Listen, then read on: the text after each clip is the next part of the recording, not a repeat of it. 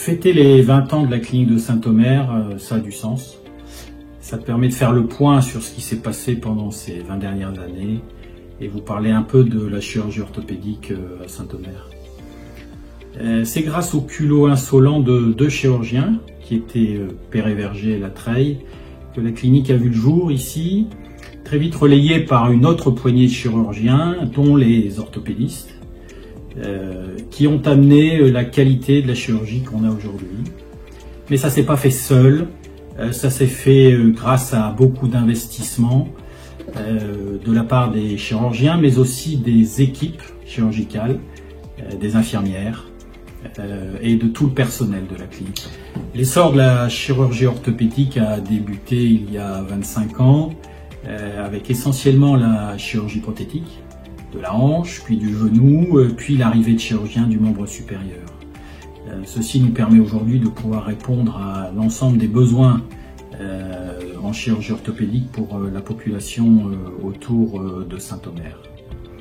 Si on fait un peu un état des lieux de ce qui s'est passé pendant ces 20 ans, on se rend compte que sans l'investissement des uns et des unes et des autres, comportant non seulement tous les protagonistes médicaux et paramédicaux, mais aussi les groupes financiers, nous n'aurions pas pu avoir la qualité que nous avons aujourd'hui. Et il y a donc eu quelques étapes qu'il faut marquer, notamment l'arrivée de Vitalia en 2007, puis d'Elsan en 2013, qui nous ont permis d'obtenir le plateau technique que nous avons aujourd'hui, notamment un scanner, bientôt une IRM, et puis pour aujourd'hui le service de rééducation. Ces projets étaient déjà à l'ordre du jour il y a 25 ans, mais nous n'avons pas pu, faute de moyens et de motivation politique, à pouvoir obtenir tous ces atouts.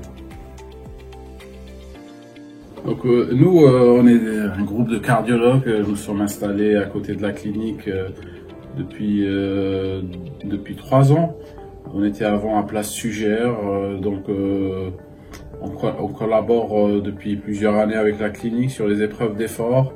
Et puis depuis cet été, on gère l'unité de sommeil et les lits de polysomnographie avec d'autres projets en cours de développement avec la clinique. Donc en quelques mots, l'utilité et l'importance de la prise en charge gastro-entérologique en termes de santé publique, c'est une pathologie, c'est une spécialité qui permet de dépister, de prévenir et de prendre en charge les patients qui ont des pathologies graves, à commencer par les cancers, que ce soit des cancers du côlon, premier cancer en France, et que ce soit éventuellement des cancers autres, c'est-à-dire des cancers de l'œsophage, de l'estomac, du pancréas ou du foie, donc des organes digestifs.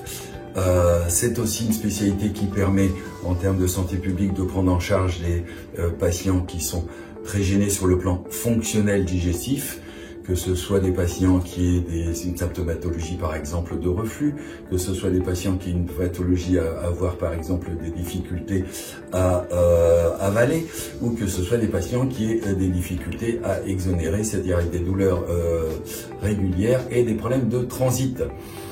Donc là encore, ça permet de limiter, quand on prend bien en charge les patients, les hospitalisations, les consultations et donc les dépenses de santé inutiles, point de suspension. Et donc l'énorme apport que nous fait la clinique, c'est de mettre à notre disposition tout un personnel paramédical et un matériel qui nous permet de prendre en charge de la meilleure façon possible les patients qui nous sont confiés. Je me présente, je suis le docteur Coutances. Je travaille au sein de la clinique depuis 2008 maintenant. Je pratique la stomatologie et l'implantologie dentaire. Voilà, je suis à Saint-Omer depuis 2008, depuis 15 ans. Avec quelques cheveux en moins, quelques kilos en trop certainement.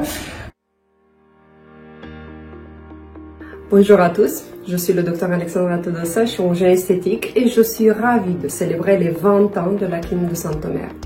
Un lieu où l'expertise médicale et le bien-être se rencontrent. En 2017, je rejoins cette clinique aux multiples spécialités, un véritable joyau de la santé où le savoir-faire médical et la compassion se conjuguent. Depuis chaque jour, je travaille avec l'équipe médicale pour offrir à nos patients une expérience de soins complète et exceptionnelle.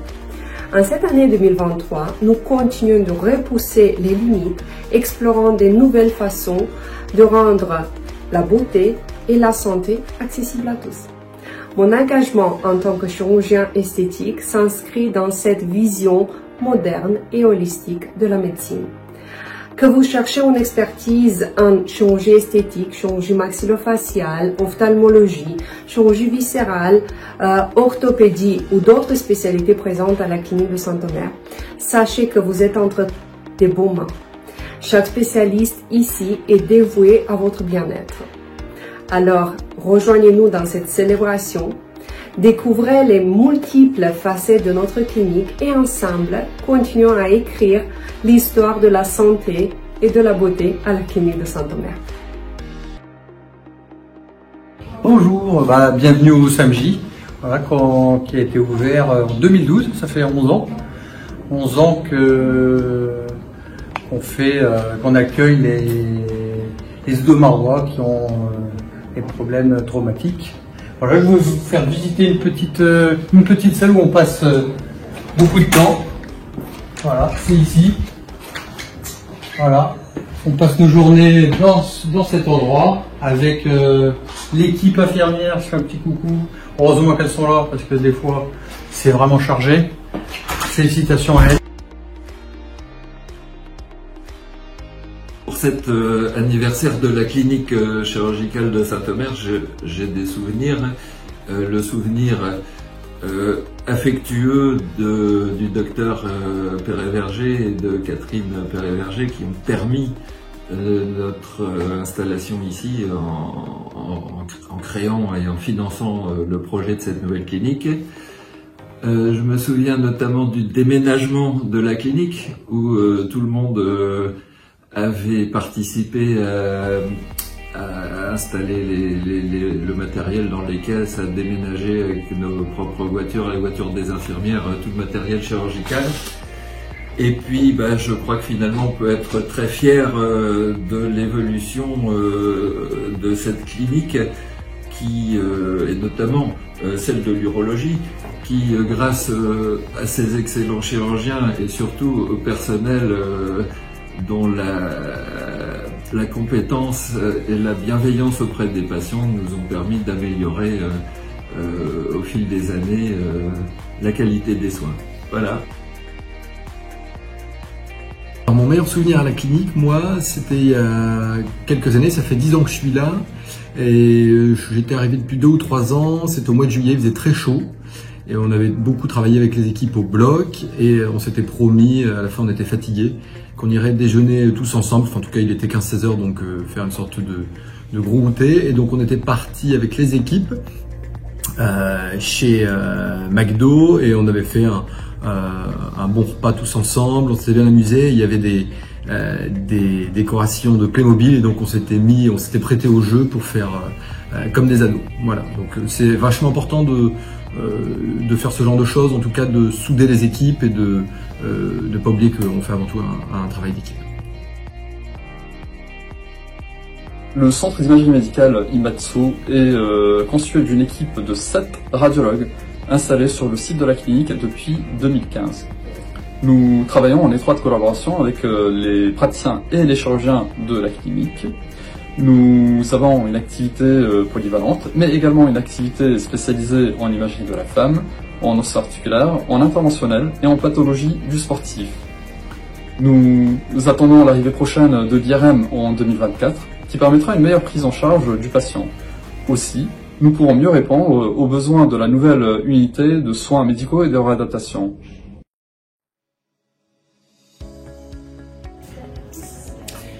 Le laboratoire de biologie médicale a toujours accompagné la clinique chirurgicale de Saint-Omer, qui était autrefois donc situé rue des Pipiers. Le laboratoire lui-même était rue de Dunkerque, le laboratoire du Coemery, et puis l'évolution a fait que l'actuel laboratoire Biopat est toujours un accompagnant du groupe Elsan. En parallèle de la grande évolution technologique de la chirurgie, la biologie a elle aussi connu une évolution très importante. Plus récemment, les techniques de PCR, Polymerase Chain Reaction, que vous connaissez bien avec les tests de dépistage du Covid, ont aussi bénéficié à d'autres activités. Elles sont utilisées actuellement pour les recherches des germes osseux, ce sont des germes de culture difficiles, et apportent un grand service aux chirurgiens, notamment pour la gestion de l'antibiothérapie. Cette technologie permet de répondre aux exigences du CRIAS, le comité de lutte contre les infections associées aux soins, qui fait entre autres partie des instances auxquelles Biopat est fier de participer.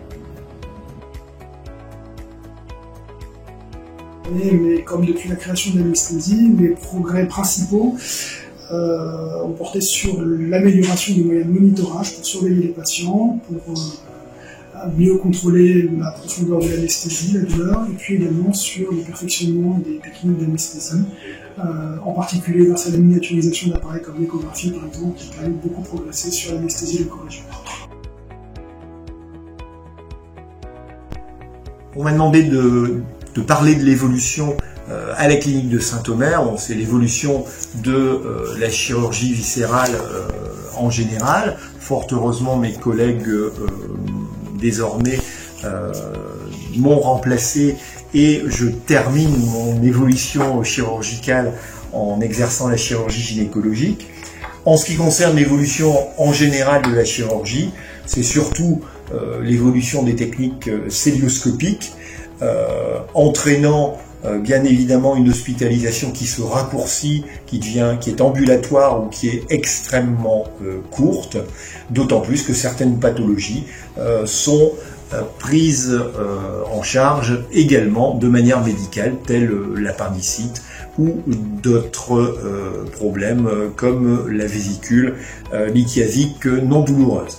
Enfin, l'évolution essentielle également concerne l'accréditation et donc la compétence des médecins qui doit être effectuée désormais depuis 2009 de manière annuelle afin de parfaire non seulement leurs compétences chirurgicales et afin que le patient soit parfaitement pris en charge.